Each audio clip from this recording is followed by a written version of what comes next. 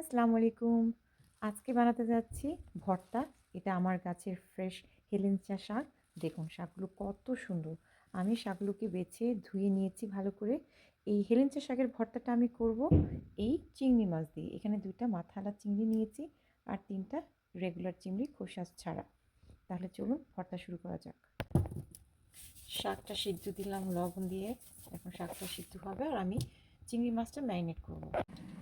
গরম তেলের মধ্যে ৩টি শুকনো মরিচ এবং বেশ কয়টি রসুনের কোয়া দিয়ে একটু হালকা বাদামি করে তেলে নিয়ে এটার মধ্যে একটি পুরা পেঁয়াজ হালকা বাদামি কালার হওয়া পর্যন্ত ভাজবো এবং রাখা চিংড়ি মাছগুলোর মধ্যে আদা রসুন পেস্ট দিয়ে সাথে একটু ধনিয়ার গুঁড়া, জিরার গুঁড়া, মরিচের গুঁড়া, হলুদের গুঁড়া অ্যাড করে এটাকে হালকা ভেজে নেব।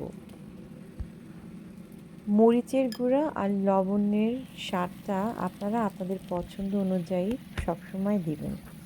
আমি বেশ কয়েকটি কাঁচামরিচ অ্যাড করে নিয়েছি কেন কি ফ্লেভারটা ভালো আসে। তারপর প্যাকেটে কেনা পাওয়া যায় পেঁয়াজ বেরেস্তা, সেটা আমি অ্যাড করে দিয়েছি এবং সেই সাথে আমি আধা লেবুর রস এটার মধ্যে অ্যাড করে নিচ্ছি। মনে রাখতে হবে এটাকে আর বেশিক্ষণ ভাজা যাবে না। বেরেস্তা দেওয়ার সাথে সাথে আমি লেবু দিয়ে চুলাটা কিন্তু বন্ধ করে দিয়েছি। এখন অ্যাড করে দিব ধনিয়ার পাতা। ধনিয়ার পাতাটা অপশনাল, আপনারা চাইলে নাও দিতে পারেন। ভর্তাটাকে আমি ব্লেন্ড করে নিব।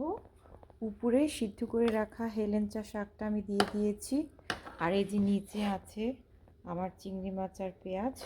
এখন আপনারা হয় পাটায় বাটতে পারেন আর আমার মতো ব্লেন্ডারেও এটা ব্লেন্ড করতে পারেন কেন কি আমি অনেক বিজি মাম, আমার এতটা সময় নেই পাটায় butter.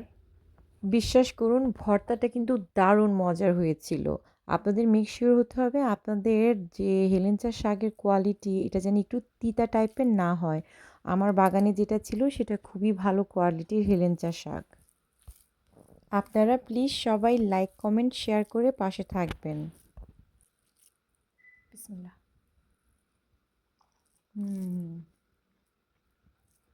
O my god, this is so good.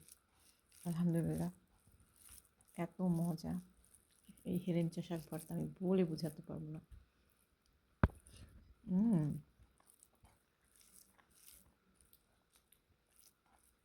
আপনারা আমার রেসিপিটা ফলো করেন। বিসমিল্লাহ। এবং যেভাবে বলেছি স্টেপ বাই স্টেপ ফলো করেন। আমি আর কথা বলতে পারবো না। I want to enjoy my food. আলহামদুলিল্লাহ। বিসমিল্লাহ।